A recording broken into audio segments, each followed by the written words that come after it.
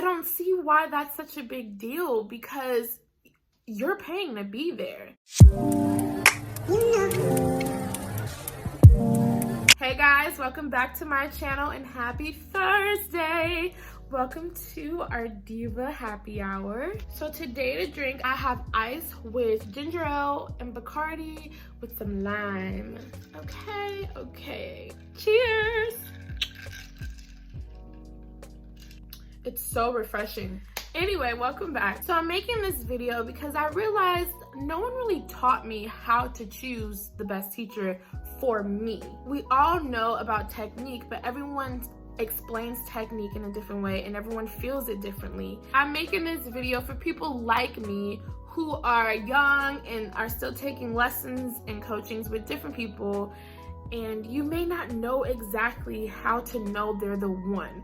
I know some people listen to, their old teachers. When they go to a new school, they listen to their old teachers and they're like, oh, well, this teacher said that this is good. But you have to kind of be able to feel that for yourself. Like, you have to know, I don't know if this is gonna work for me, or I like the way this is working with me. You have to be able to understand their language, all that stuff. I just wanna talk about 5 points, just 5 points. This is not do or die. This is not gonna work for everyone, and these aren't the only things that I look for in a teacher, but these are like 5 kind of main things that I look for, and that has been beneficial for me and my progress. First things first, listen to their language. Make sure that when they speak to you, whoever you are having a coaching or a voice lesson with, make sure it's specific to you. You want to work with someone that is listening to your voice and being your doctor in that moment. 2, you want a teacher that challenges you. You don't want to walk out of the lesson and think, that was easy. Like, no. You never want to think a lesson is easy. I want to be challenged. I want to be sweating. But if I'm not, I'm okay. But I do want to have like a little workout. I just want to feel like I'm going to walk out of there and know exactly what I need to work on in the practice room. And to know exactly what you need to work on in the practice room, you have to ask questions. So that's number 3. Ask questions. I know as young students, we just don't ask questions because, for me personally, I'm like, I just should listen and take it in, and maybe I'll get it another time. But sometimes you need that clarification. And what I've noticed is when I didn't ask questions, or when I don't ask questions, I learned what they were trying to tell me like 2 years later. And I bet you in the moment, if I would have questioned what exactly they were talking about, what did they mean when they said a certain thing, I bet you I would have figured out that thing 2 years earlier, I bet. So ask questions. That's something you can do. And the teacher should be able to provide the answer to their questions. It shouldn't just be like, because I said so, or anything general. They need to tell you exactly why they're asking you to do something. They should be able to. They're great teachers, I'm sure. So number 4, please be wary of being over-complimented. You don't really want a teacher who over-compliments you.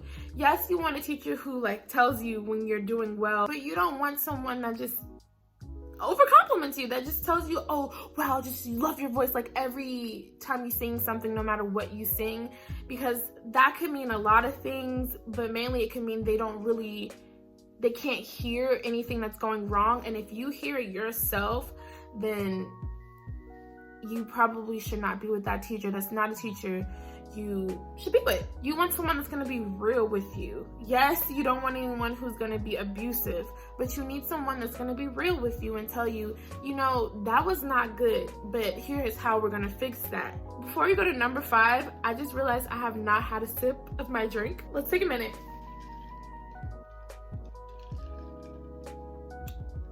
That is just so good. In the comments, tell me what you're drinking while you're watching this, because I know you're drinking. And if you don't drink, you better have popped open a bottle of Welch's grape juice, okay? I want you drinking with me. It's happy hour. Or go to Sonic if you're from the South. Go to Sonic and get you a cherry limeade, okay? All right, lastly, number 5. I think it's important to keep this in mind. If you're going to be a teacher in the future, you need to also have this kind of philosophy, I think. Know that a good teacher will not pretend that they know everything all the time. I think that is super important. A lot of teachers have messed young singers up, especially, trying to work with the student that they necessarily didn't know how to work with. Instead of saying, you know, I don't know, but let me go get some help for you. I think that is so important that you work with a teacher who is honest about the things they don't know, because teachers are humans. They're not going to know everything. No one's perfect. But if they can admit that, you know, I don't know, but give me a day. Let me find out. If they can admit that they don't know something, that's a good teacher, dude. In my opinion. You just don't want any teacher who knows that they don't know, or who's too embarrassed to not know, and they'll just say anything just to do a quick fix. So you don't want quick fixes. We don't want band-aids, because those band-aids come off eventually, and then you're not gonna know what to do. That's just what I've learned from my experience with looking for teachers. When it comes to trial lessons, if you don't know, you take trial lessons when you are trying to either get into a school or some type of program where you have to study with a teacher, or if you are out of school like me and you are looking for a teacher. Some people are still studying with their teachers, but some people, me personally, I plan on moving to the East Coast, so I need to get a different teacher because my teacher right now lives in San Francisco. So one thing about trial lessons, the 5 points that I just mentioned, you may not be able to catch that in the first lesson. In trial lessons, it can be very hard to pinpoint exactly everything you need from that teacher. From my experience, you will be able to tell if that person is not for you off that. You have to just trust your instincts. And that doesn't mean that they are bad teachers at all. You can just tell when you guys don't click. If you need your teacher to, I don't know, I guess text you every day, and that teacher doesn't want to text you outside of the lesson, then maybe you don't want to go to that teacher. I mean, I'm just making up something, I don't know. But you just gotta make sure that they aren't doing something that's a red flag. And I promise you, just like when you meet people off the street or when you've met any of your friends, you can see a red flag from a mile away. You just gotta believe it. So it won't be super easy. You won't be able to tell every little thing that they do well or wrong in that trial lesson, but you'll definitely get a good feel of where you need to be, or if that person's studio is where you need to be. So yeah, let's get another drink.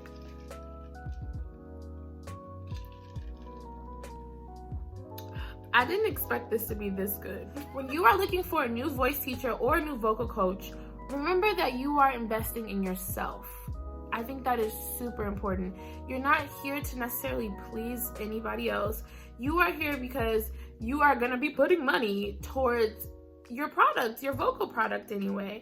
And you want a team that's gonna support you. You don't wanna be in a situation where your voice teacher does not support you at all. They don't advocate for you, or your vocal coach doesn't advocate for you, or you're surrounded by a team that makes you feel like you're not worth it, or you can't do something, you're not capable of doing anything. You don't ever want that. So just be mindful, be careful, realize it's an investment, be graceful, be kind, but know that it is okay to want to not be with a teacher. I think especially when it comes to, I'm not sure about the professional world because I'm just starting to dip my toe in it, but I know that in school, like in undergrad and grad school, it's like forbidden to switch studios or to want to take from another teacher or to want to see how another teacher teaches. I don't see why that's such a big deal, because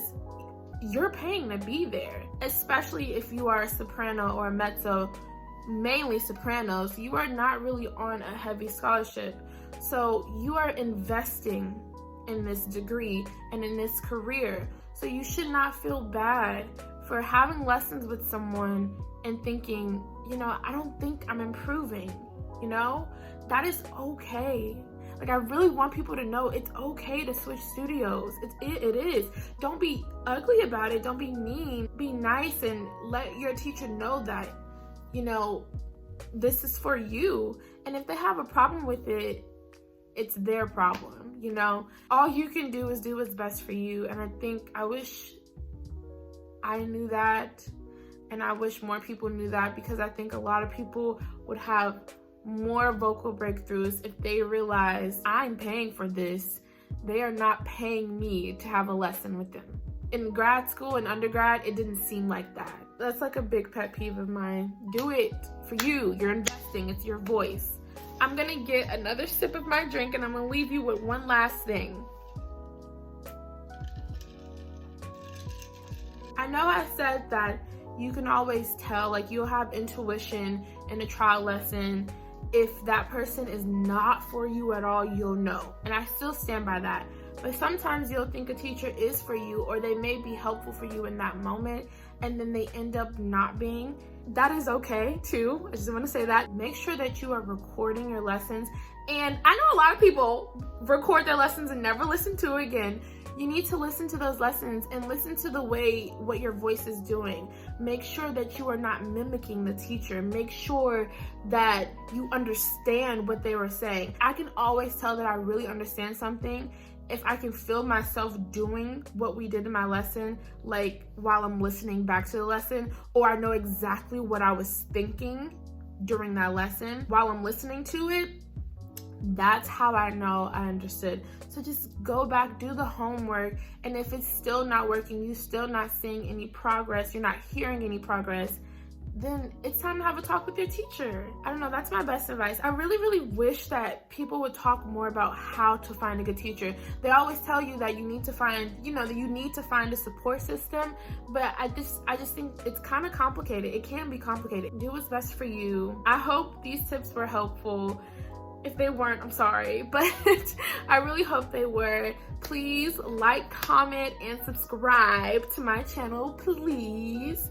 Also, let me know what you think of this video. Let me know if I missed something. Let me know if you have any tips or what your experiences have been with teachers. I know it can be a touchy subject, but I think it's okay. And I think that you're not the only person going through teacher problems. I know it can be hard. So I hope these tips were helpful. Happy Thursday. Have a great weekend. Thank you for coming to my channel. And let's do one last cheers to say goodbye.